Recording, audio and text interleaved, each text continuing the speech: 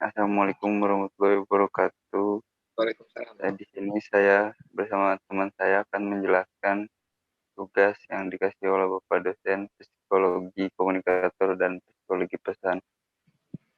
Langsung saja ke slide yang pertama.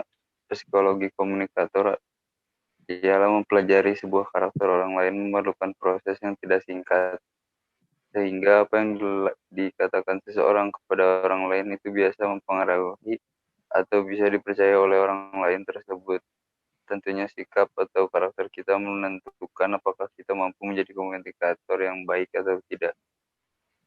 Aristoteles menyebut karakter komunikator ini adalah ethos.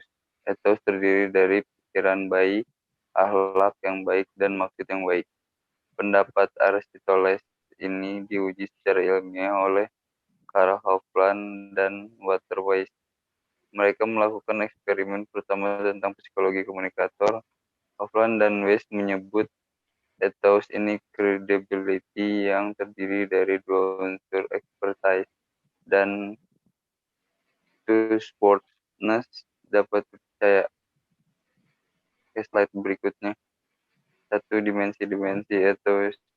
Menurut Herbert T. Kellman, pengaruh komunikasi kita kepada orang lain berupa tiga hal. Internalisasi, identifikasi, dan ketundukan.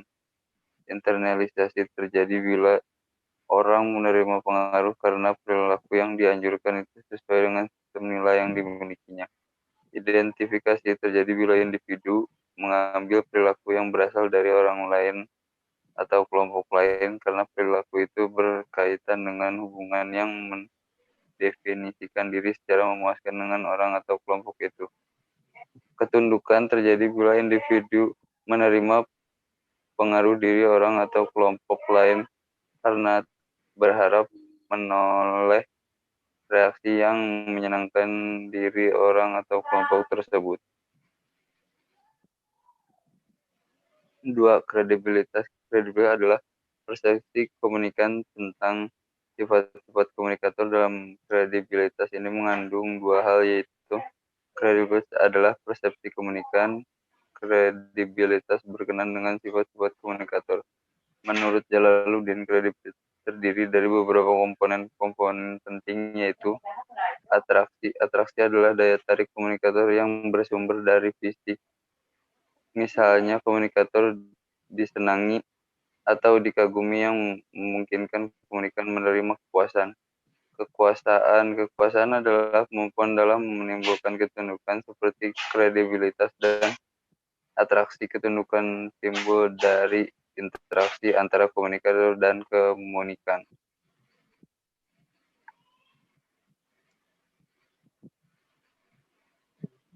Dalam kekuasaan terdiri dari atas 5 kekuasaan yang diklasifikasi, kemudian dimodifikasi Raven dan menghasilkan 5 jenis, yaitu 1. Kekuatan korsif. Kekuatan korsif menunjukkan kemampuan komunikator untuk mendatangkan ganjaran atau memberikan hukuman pada komunikator. 2. Kekuasaan keahlian. Kekuasaan ini berasal dari pengetahuan, pengalaman. 3. Kemampuan informasional. Kekuasaan ini berasal dari isi komunikasi tertentu atau pengetahuan baru. 4. Kekuasaan rujukan. Di sini komunikasi menjadikan komunikator sebagai kerangka rujukan untuk menilai dirinya. 5.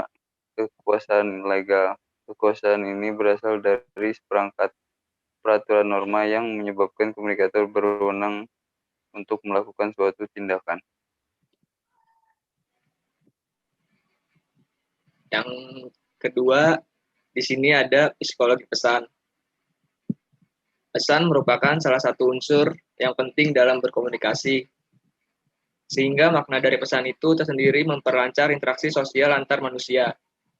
Sementara tujuan dari komunikasi akan tercapai bila makna pesan yang disampaikan komunikator sama dengan makna yang diterima komunikan. Maka mencapai tujuan itu, pesan yang disampaikan biasanya diungkapkan melalui dua bentuk, yaitu yang pertama pesan verbal. Pesan verbal adalah pesan yang diungkapkan melalui bahasa yang menggunakan kata-kata sebagai media penyimpanan gagasan, ide, dan informasi. Dua, cara untuk mendefinisikan bahasa yaitu satu, fungsional. Melihat bahasa dari segi fungsinya, bahasa dapat diartikan sebagai alat yang dimiliki bersama mengungkapkan gagasan.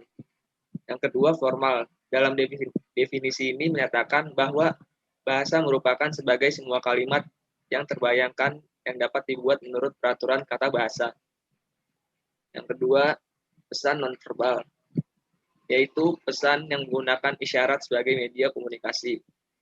Fungsi pesan nonverbal. Satu, repetisi mengulang kembali gagasan yang sudah disajikan secara verbal. Contoh, terus saja belajar, belajar dan belajar hanya untuk mengejar beasiswa berprestasi. Dua, substitusi adalah menggantikan lambang-lambang verbal. Contoh, seseorang tidak mengatakan sepatah kata pun, ia menggeleng kepala, maka orang lain akan tahu bahwa itu sebagai tanda tidak setuju. Yang ketiga, kontradiksi, memberikan makna lain terhadap pesan verbal. Contohnya, seseorang mengiyakan dan menganggukkan kepala saat diminta mendekat, namun lalu mengambil langkah 1000 dan lari secepat-cepatnya. Yang keempat, komplement, yaitu melengkapi dan memperkaya pesan nonverbal. Yang kelima, aksentuasi, menegaskan pesan nonverbal. Menurut Dukan, klasifikasi pesan nonverbal yaitu pertama, pesan kinestik yaitu pesan yang disampaikan melalui gerak tubuh. Yang kedua, pesan proksemik yaitu pesan yang melalui pengaturan jarak dan ruang. Yang ketiga, pesan artifaktual adalah penyampaian melalui penampilan tubuh untuk menyampaikan perasaan. Yang keempat, pesan paralinguistik adalah pesan nonverbal yang berhubungan dengan cara mengucapkan pesan verbal. Yang kelima, pesan sentuhan, pesan yang melalui sentuhan kulit. Yang keenam, pesan bau-bau adalah pesan yang melalui penciuman. Sejak lama, retorika menunjukkan cara-cara menyusun pesan mengikuti pola yang disarankan Aristoteles. Retorika mengenal 6 macam organisasi pesan, yaitu yang pertama, deduktif, gagasan utama yang menjelaskan dengan keterangan penunjang, penyimpulan, dan bukti. Yang kedua, induktif, pesan yang disampaikan dengan mengemukakan rincian yang dapat menarik kesimpulan.